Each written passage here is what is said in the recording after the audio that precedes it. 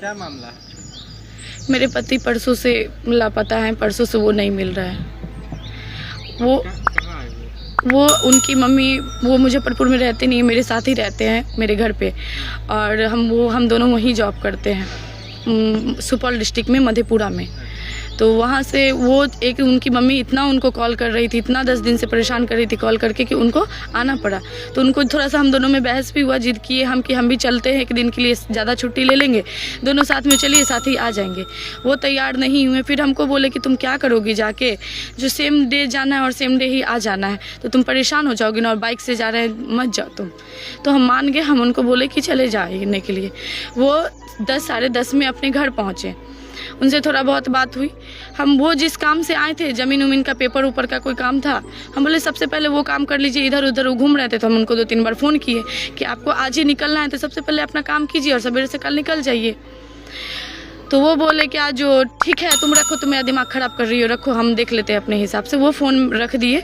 उसके बाद 2 बजे से 5 बजे तक उनका मोबाइल बंद रहा। वो हमको बोले कि हम 5 बजे निकल जाएंगे, तुम छोड़ दो, मेरा काम मेरे पे। हम बोले ठीक है। वो 5 साढ़े 5 बजे हमको कॉल किए। उनकी मम्मी को फिर हम कॉल किए, उनका नंबर ऑफ जा रहा था।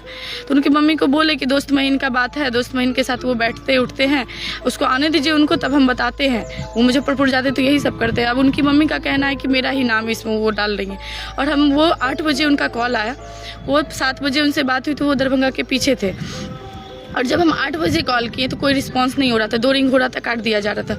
फिर तीसरा जब बहुत लगातार कॉल करने लगे तो एक आदमी उठाया, वो बोलता है कि हम 112 पेट्रोलियम से गया घाट से और बोचहा के बीच में, एक लोकेशन सेम नहीं बताया, हम वहाँ से बात कर रहे हैं। तो हम बोले कि तब कैसे क्या होगा, तो बड़ा बाबू आएंगे तभी कुछ होगा। फिर उनको हम 9:52 पे कॉल किए। फिर कोई और ही उठाया, वो बोला कि काहे बार बार फ़ोन कर रही हैं। तो हम बोले क्या कि नहीं, हमको खाली पूछना था कि उनके फैमिली भाई या उनकी मम्मी कोई पहुंची हैं। तो नहीं, कोई नहीं पहुंची। हम बोले हम उनकी वाइफ बात कर रहे हैं। तो बोलते हैं कि हाँ क्या हो गया वाइफ, तो बोले हम भी आ रहे हैं। तो वो आदमी, मेरा कहना ये है कि वो आदमी को कैसे पता कि हम ससुराल में हैं कि मायके में। हमको वो आदमी कहता है कि आप काहे परेशान हो रही हैं, उतना दूर से मत आइए। उनके भाई और उनकी मम्मी से बात हो गया है, 50,000 रुपया लगेगा उनको छुड़वाने में। मेरे पास वो रिकॉर्डिंग भी है वो आदमी का, जो उनके भाई और मम्मी का नाम लिए। वो बोला 50,000 रुपया लगेगा छुड़वाने में, उनके भाई लेके आ रहे हैं और आप मत आइए। और हम बोले 50,000 रुपया लगता है, अल्कोहल का ही अगर आप बात कर रहे हैं तो गलती किसी से भी होता है, अगर वो ऐसा किए हुए हैं तो 50,000 थोड़ी लगता है छुड़वाने में। तो हाँ 50,000 रुपया लगेगा, नहीं तो चालान काट के हम जेल पहुंचवा देंगे। हम बोले देखिए जेल उल मत पहुंचवाइए, उनके फैमिली पहुंच रहे हैं ना, फिर जो भी बात होगा बैठ के होगा। उसके बाद से उनसे मेरी कोई बात नहीं हुई है। हम 8 बजे रात से घर से निकले अपनी माँ के साथ, माँ को लेके हम 2 बजे रात में गया घाट में उतरे हैं। गया घाट पेट्रोलियम वाले से, बोचहा से, सारा गया घाट थाना से, बोचहा थाना से, वो दोनों थाना वाले मिल के, बिघी थाना कोई बीच में पड़ता है, एक सिमरी थाना पड़ता है, वो लोग सारा जगह छानबीन किए, उनका कोई था पता नहीं है।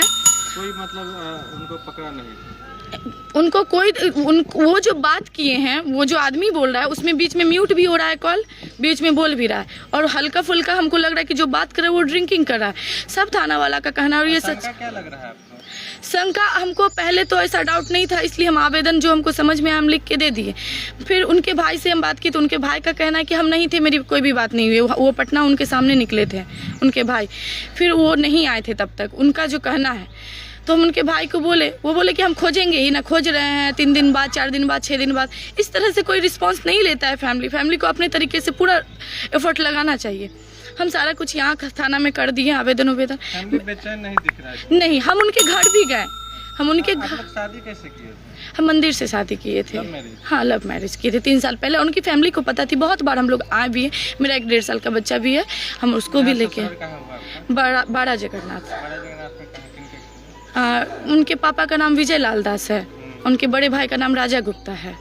कल उनके हम घर गए तो बहुत मतलब लगा क्या जो मेरा घर नहीं है, भैया ऐसे हाथ करके रोके हुए हैं, मतलब अंदर इन नहीं होने दिए पहले, जब तक वो अपनी मम्मी को नहीं बुला। उनकी मम्मी आई, सर हमको भी तजुर्बा है, मेरी बीवी है, उनके बेटा है ना, वो उनको देख के हमको ऐसा नहीं लगा कि उनके पे कोई इफेक्ट है। उन लोग को भी तो बाहर रहना चाहिए, उनके घर में एक ही मर्द है, उनको अपने हस्बैंड से भी नहीं बनता है, मेरी सास के हस्बैंड से। मेरे ससुर को भी वो लोग शायद मेरे भैया मतलब भैंसुर जी थप्पड़ ऊपर मार के मोबाइल उनका खो गया। कुछ में क्या करते हैं? हम यूनियन बैंक में इन्वेस्टमेंट देखते हैं, बैंक में मेरा इन्वेस्टमेंट का काम। पति को हम ही मधेपुरा में ही अपने रेफरेंस द्वारा वर्कशॉप में जॉब लगवाएं। 2 महीना तो जॉब का हुआ ही था। उनका कहना है कि तुम मेरे बेटा को पैसा नहीं देती है, मेरा बेटा यहाँ पे हमसे पैसा मांग के जब भी आता है तो ले जाता है। बेटा तो पहले ज़्यादा आता नहीं है, मेरे पीठ पीछे ही माँ बाप है, कभी 2 रुपया मांग लेता है। क्या नाम है? रंजन कुमार, वो 24 साल के हैं।